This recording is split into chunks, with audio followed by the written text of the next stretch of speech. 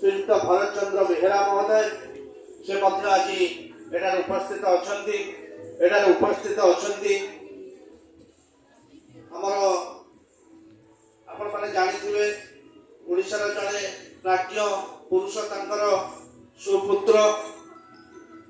doctor Anshuman कर जड़े युव बयस हेले कोटी ओडियार मौड़मणि जगतर नाथ जगन्नाथ जहाँ को कथा गुड़िक जदि